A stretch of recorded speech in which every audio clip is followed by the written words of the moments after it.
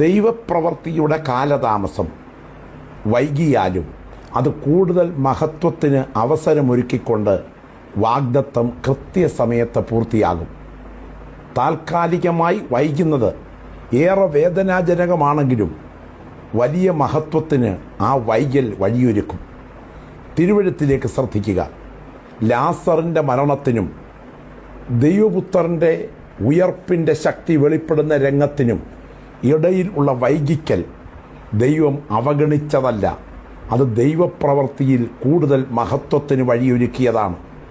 അബ്രഹാമിൻ്റെ സന്തതിയെക്കുറിച്ചുള്ള വാഗ്ദത്തത്തിനും വാഗ്ദത്ത നിവർത്തിക്കും ഇടയിൽ ഉള്ള കാലതാമസം ദൈവം മറന്നതല്ല, ദൈവത്തിൻ്റെ കൃത്യസമയം അത് നിവർത്തിക്കുവാൻ കാത്തിരിക്കുകയാണ്. മോറിയായുടെ മുകൾപ്പരപ്പിലേക്കുള്ള അബ്രഹാമിൻ്റെ യാത്രയിൽ താഴ്വരയിൽ വെച്ച് പകരം കരുതൽ വെളിപ്പെട്ടില്ല. മലമുകളിൽ, അതും യാഗപീഠം പണത് കഴിഞ്ഞ്, അതും വിറകടുക്കിക്കഴിഞ്ഞ്, അതും യാഗമൃഗമായി സ്വന്തം മകനെ എടുത്ത് കിടത്തിക്കഴിഞ്ഞ്, അതും വാളോങ്ങുന്നതിനിടയിൽ ദൈവപ്രവൃത്തി വെളിപ്പെട്ടെങ്കിൽ കാലതാമസം ദൈവത്തിന് വിഷയമല്ല. ദൈവത്തിൻ്റെ തക്ക സമയം നമ്മുടെ സമയം അല്ലെന്ന് മാത്രമേ ഉള്ളൂ. 4ാം തലമുറക്കാർ ഇവിടേക്ക് മടങ്ങി വരും എന്നുള്ള ദൈവപ്രവൃത്തിയുടെ വാഗ്ദത്വം കാലതാമസം കൊണ്ട് ഇല്ലാതായില്ല. ഇസ്രായേൽ ജനത്തിൻ്റെ അടിമത്ത വിമോചനത്തിനു വേണ്ടി ദൈവപ്രവൃത്തി സംഭവിക്കുക തന്നെ ചെയ്തു.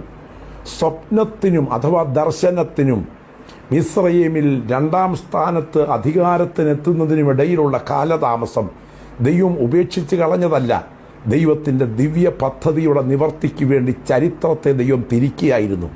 ഓർക്കുക, ശമൂവേൽ പ്രവാചകൻ മുഖാന്തരം അഭിഷേക തൈലം തലയിൽ ഏറ്റുവാങ്ങുന്നതിനും അധികാരസ്ഥാനത്തെത്തുന്നതിനും ഇടയിൽ ദാവീദിൻ്റെ ജീവിതത്തിലെ കാലതാമസം ദൈവം അവഗണിച്ച് കളഞ്ഞതല്ല, ദൈവത്തിൻ്റെ പദ്ധതിയുടെ പൂർത്തീകരണത്തിന് വേണ്ടി കാര്യങ്ങൾ ദൈവം തിരിക്കുകയായിരുന്നു.